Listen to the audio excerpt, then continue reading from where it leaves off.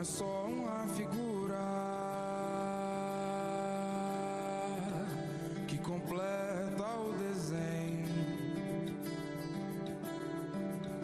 Isso é terra de belezas naturais de um povo sonhador, reciclando a amargura pelo amor que tanto vê. Me chamo Francisca Sabrina. Artisticamente me chamam de Sabrina Sá. Sim, sou artista. Desde cedo, tinha mania de transformar tudo em poesia. Até hoje sou assim. Como digo em uma delas, tenho sérios poemas mentais. Nasci no ano de 2000 em um patrimônio chamado Sobral. Meu pai é pedreiro. Quando eu era criança, ele sempre me contava sobre os lugares que andou, as pessoas que conheceu e o que construiu na cidade ao longo dos seus tantos anos de trabalho. Era o método que ele tinha de transformar e de demonstrar afeto, contando parte das suas vivências e experiências de vida. E com essa minha mania de poetizar tudo que via, contando e recontando as histórias dessa vida, percebi que também sou patrimônio. Estou cercada de afetos poéticos.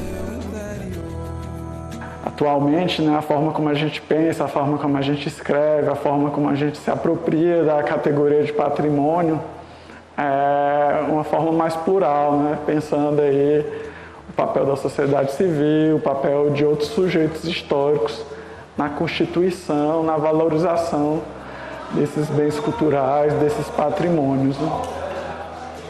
Então, a categoria de patrimônio cultural é uma categoria que faz parte dessa competição, né? Fui desbravando os lugares por conta própria, pelos meus próprios caminhos. Inclusive, a escola também me faz caminhar pela poesia das lembranças. A começar pelo meu trajeto até lá.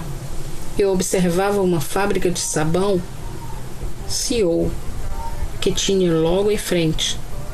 O rapaz que cuidava dela era muito bravo, pois os alunos sempre pulavam o muro para entrar. Aos poucos, não vimos mais o movimento dos trabalhadores. Ela foi se degradando. Lembro que uma vez entrei lá nas ruínas com mais 2 amigos. Foi irado. A gente viu umas formas gigantes, queimaduras nas paredes, bastante coisa de ferro. Combinamos que lá ia ser a nossa casa secreta. E foi por vários meses, até toda a estrutura se desfazer e ficarmos desabrigados.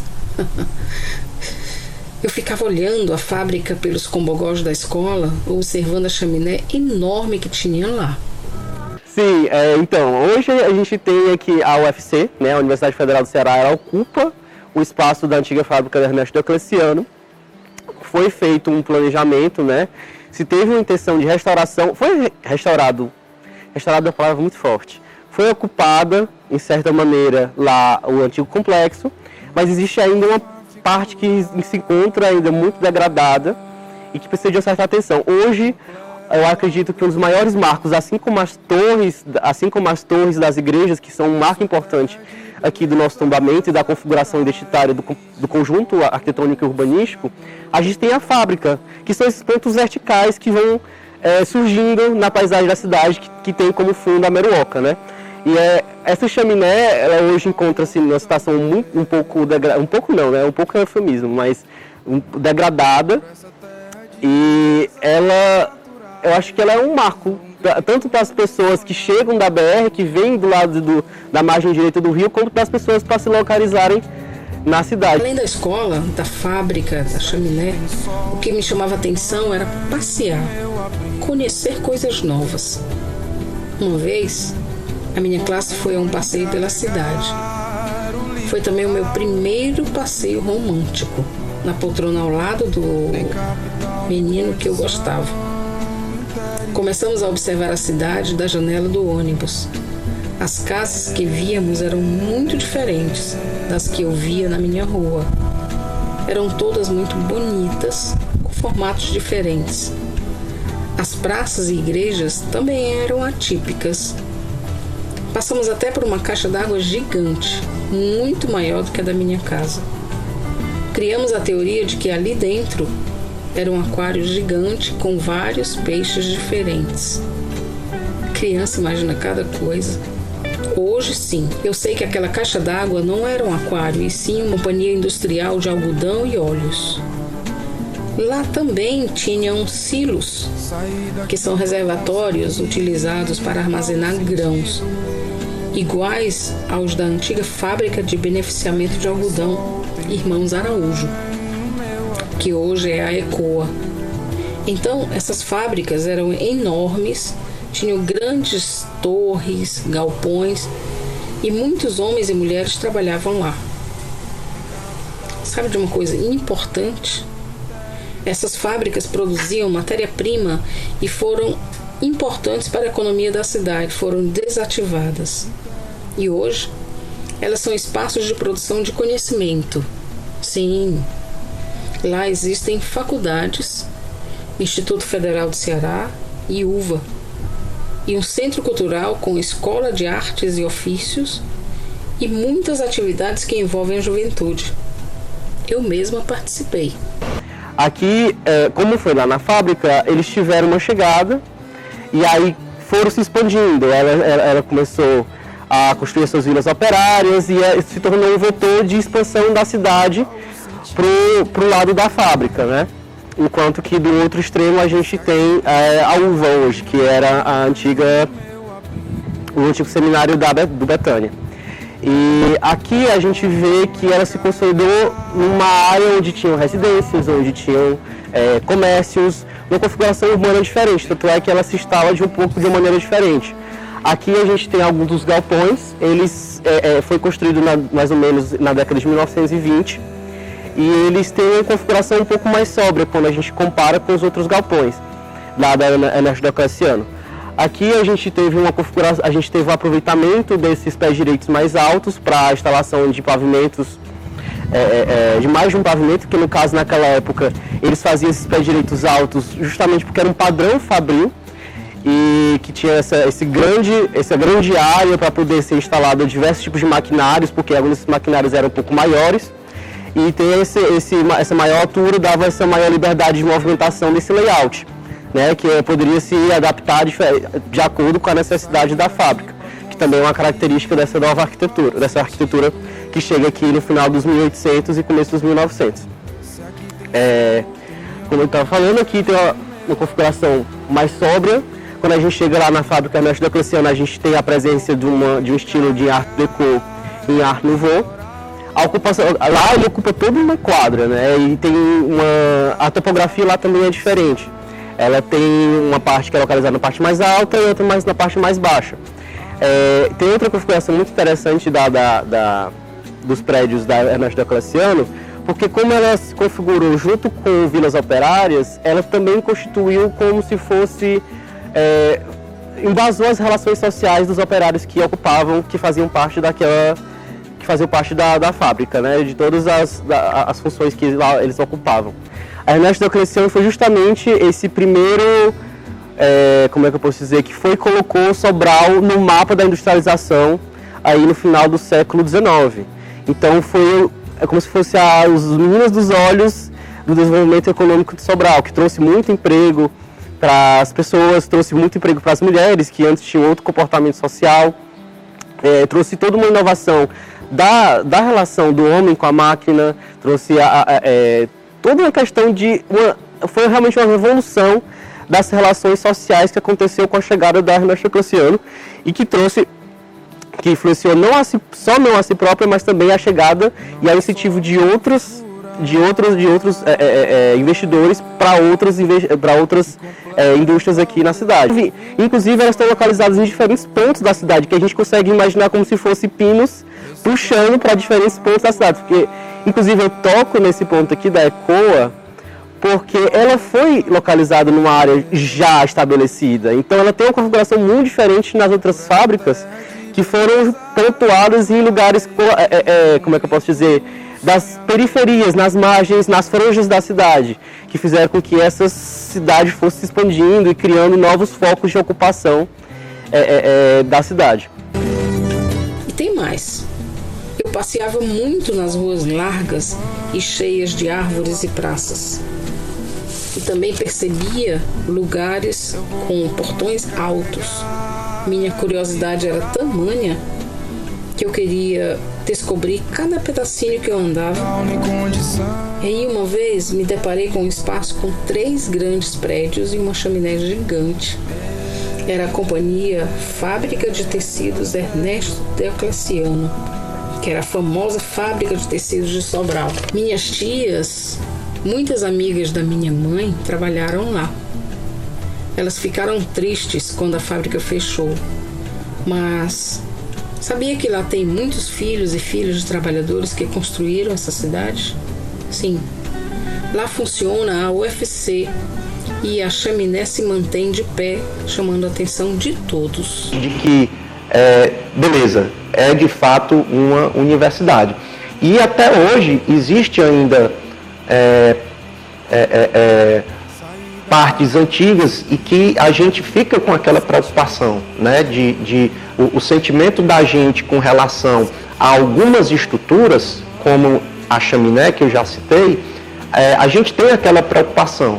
A gente teve também alguns anos o pessoal do IFAM que esteve analisando outras estruturas do prédio, mas, né, muitas delas permanecem do jeito que estava, né? Acredito que há décadas. Então, é essa parte que mais me chama a atenção, tanto o ambiente universitário quanto o contraste, né, de um laboratório como esse que nós estamos, né, um laboratório de informática, e também as estruturas antigas.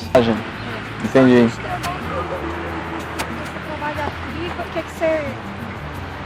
Oi, meu nome é Ayrton Alcântara, eu trabalho na UFC desde 2011 e especificamente nesse local desde 2014. A gente trabalha com a manutenção aqui da UFC em geral e cuida da manutenção predial, né? Como é que é trabalhar num lugar assim tão valoroso? É importante porque cada centímetro tem uma história, né? Um dia desses aqui o ônibus estava estacionado e afundou. Aí a gente descobriu uma vala da época da fábrica que ninguém sabia, né? A gente cava e descobre uma coisa. Aí ali na frente foi outro buraco afundante, a gente descobre outra estrutura, né?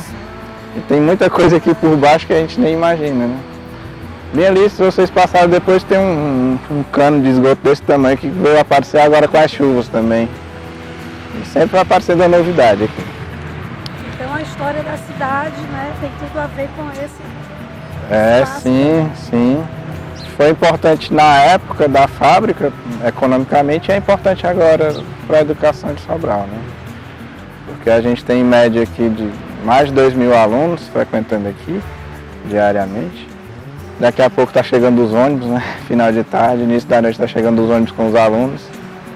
E não só para Sobral, né? Para a região norte toda, a gente recebe os alunos da região norte de Sobral, da região norte do Ceará em todo. Geralmente a gente pensa quando fala de arqueologia. Na arqueologia também se trabalha com a arqueologia do capitalismo, ou com a arqueologia industrial também, que é exatamente para a gente entender um pouco mais sobre as fábricas. E com tanta informação à minha volta, eu ficava matutando. Mas afinal, a cidade é rica e tem muito patrimônio. Mas o que é mesmo patrimônio? Hoje, com 22 anos, me liguei que patrimônio são prédios com arquitetura antiga e preservada, igrejas e casarões. Mas patrimônio também é tudo o que faz sentido para uma comunidade. Patrimônio é como eu me reconheço. São as memórias da minha infância, lugares que estão na minha vida até hoje de forma ressignificada. O patrimônio sou eu. Somos nós. Patrimônio é lugar, vivência e memória.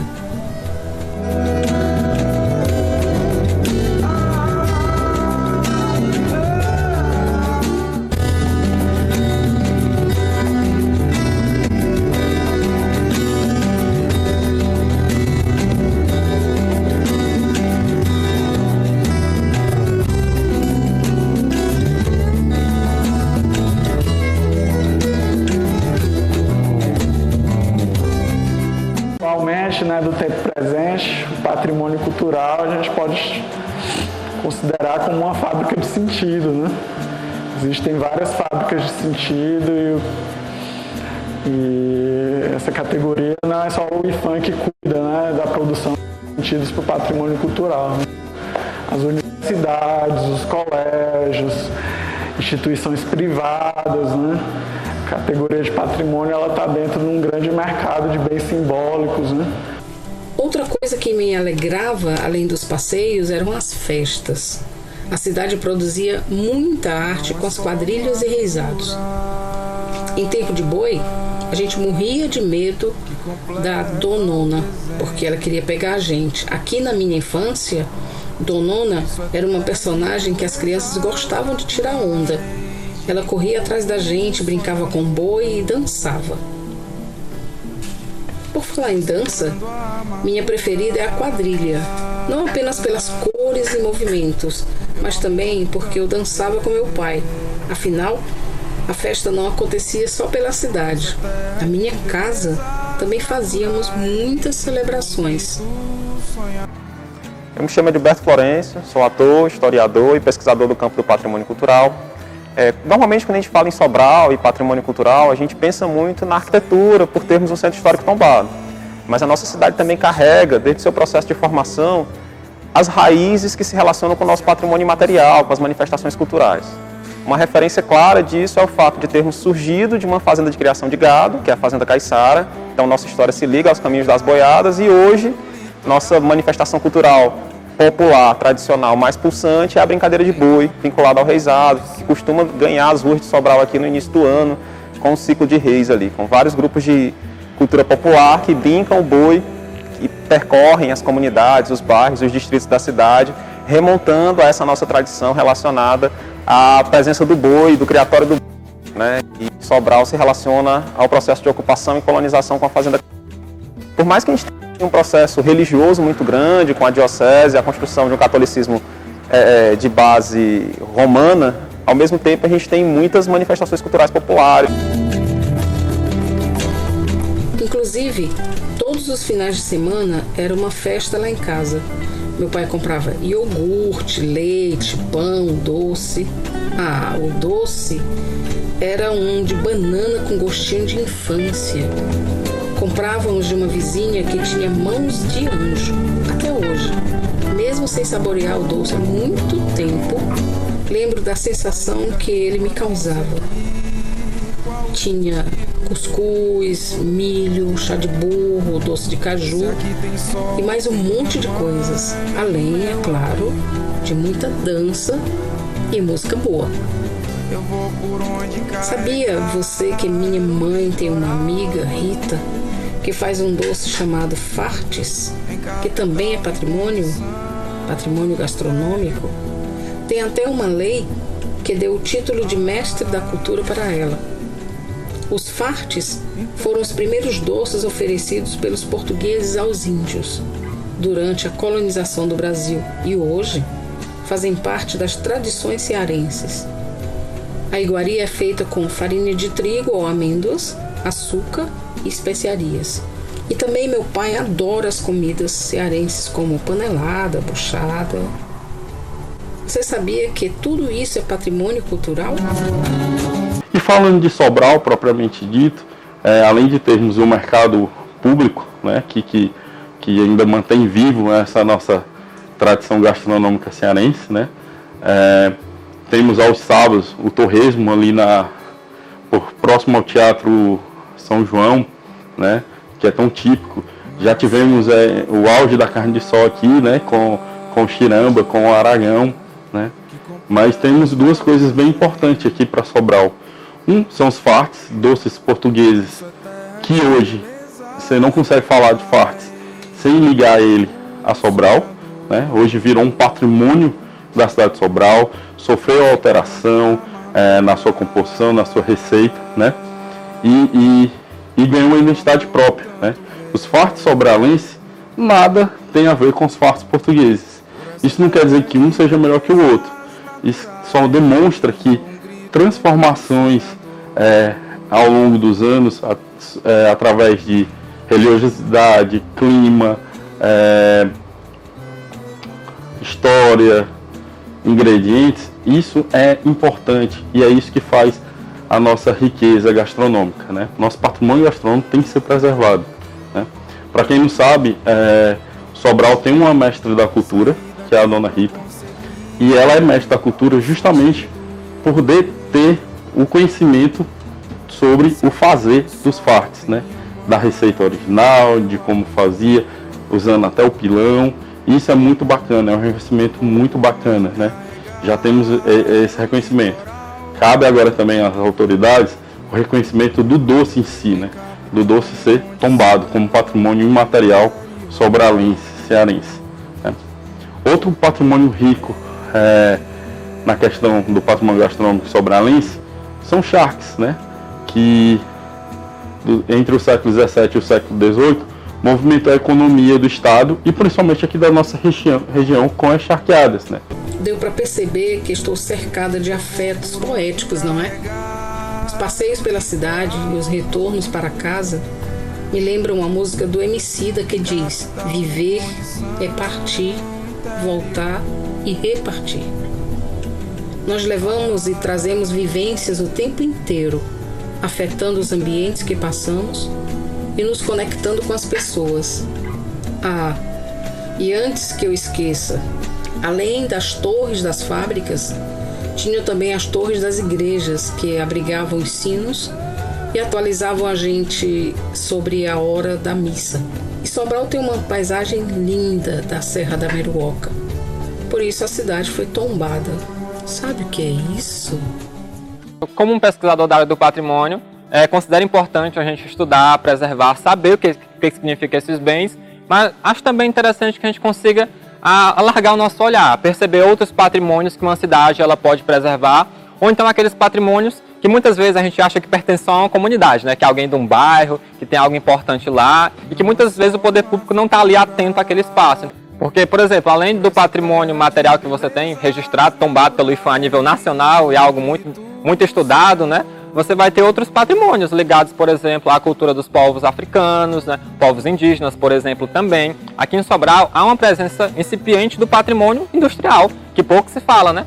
Há uma presença inicial de grupos de pesquisadores querendo estudar isso e movimentando ali as engrenagens dessa narrativa, que merece também ser visualizada. Eu acho que um campo de uma cidade como essa é aberto para essas possibilidades, a gente tem que conseguir abarcar esses caminhos também. Deixa eu lembrar um pouco desse histórico do processo de patrimonialização ocorrido na cidade, que ele começa, sim, lá em 99, né, com as pesquisas, onde já se tem um processo de tombamento muito avançado, que ocorreu em anos anteriores, né, a partir de pesquisas iniciadas no ano de 1995 também. Há uma questão política muito forte para trazer essa valorização do patrimônio, principalmente aquele patrimônio material que vai lembrar um processo de urbanização da cidade, desde a ocupação ali com o período colonial, a questão do gado, né, até momentos mais recentes. Então é um trabalho um pouco complexo de imaginar Sobral, que é uma cidade importante hoje da região do Nordeste brasileiro, tem sua origem aí voltada às fazendas de criar gado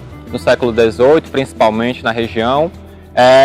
E por causa desse histórico, ela vai apresentando algumas marcas desse passado, ainda no tempo presente. Então hoje, no século XXI, a gente tem edificações que lembram, por exemplo, esse século XVIII, como a própria Casa do Capitão Mor, que é uma casa-terra de uma arquitetura colonial muito simples, rudimentar em algumas técnicas também, mas que apresenta um pouco dessa estrutura de como era uma casa daquele período. Todos esses bens vão integrar uma proposta de tombamento que vai culminar lá no tombamento de fato feito pelo IFAM, preservando essa estrutura da cidade, tanto os prédios como esse traçado que vem desde o período colonial. Então, a partir disso, a gente começa a ter uma política patrimonial na cidade, que vão começar a pensar como que a sociedade pode se apropriar desse patrimônio, vendo que muitas vezes é um patrimônio que está localizado no centro de um município e que consegue ali circunscrever uma parte daquela história. Não podemos dizer que um tombamento guarda toda a história de um município. Ele não guarda toda a história de um município. Ele guarda uma pequena parte de uma parcela, muitas vezes de grupos dominantes que deixaram ali aquelas marcas pelo passado. Entre fábricas, chaminés, torres, caixa d'água, entendi que a Sabrina tem muitos olhares. E Sobral é isso, plural, solar. Sobral é fabril. Por isso declaro todo o meu amor por esse lugar, Sobral, minha terra natal, que nasceu entre sobreiros verdejantes, à margem esquerda do lendário rio Acaraú, nas redondezas muitas memórias e afetos vividos em tempos seletos. Por quem fez uma história que nem todos conhecem, sol brabo, quentura não só do sol ou do mormaço, mas o calor dos laços e histórias existentes nos espaços e memórias desse povo. E de novo, comigo mesmo eu reflito sobre o tempo que difere uma universidade de uma fábrica de tecidos. Como podem existir duas histórias em um mesmo solo, modificado pela ação do tempo e evolução do homem? Como essas histórias somem, se o processo é tão único e histórico? Cresci cercada de arte, a cultura do sertão, ligação que me levou até o Teatro São João, onde entendi que sou uma, mas não sou só. Lembro dos acervos da casa do Capitão Mor, beleza descomunal. O que há por trás da história da conhecida Sidão? E isso é só para você ver. Outro exemplo é a nossa UFC. Quem viu aquilo nascer? Antes, o que há de haver? Entre tecidos, chaminés e caixas d'água, a imaginação deságua e me faz rememorar como eu amo o meu lugar. E amo ser sobralense, caminhar com essa gente que carece investigar, desde a fonte do saber, e eu mando o proceder para quem também enxergar a Sobral de revoluções gastronômicas e até industriais. De novo me pego com a minha mania de transformar tudo em poesia e escrever.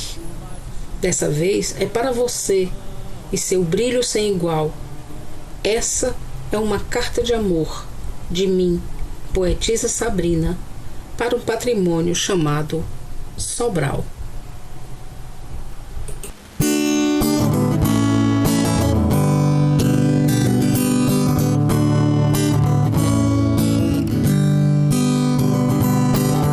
Desenterrar o passado ainda no meio dos vestígios das ruínas das cidades, o patrimônio industrial. Desenterrar o passado ainda no meio dessas engrenagens, o contexto do trabalho, do trabalhador.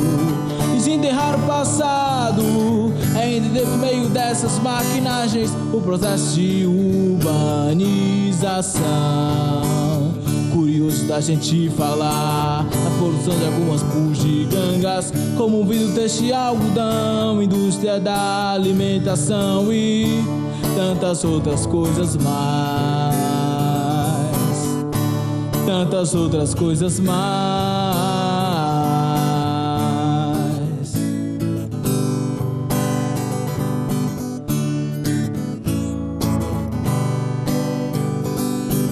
Desenterrar o passado é problematizar o tempo de agora, o que não está escrito nos livros de história. Desenterrar o passado é problematizar o acaso, estruturas de poder,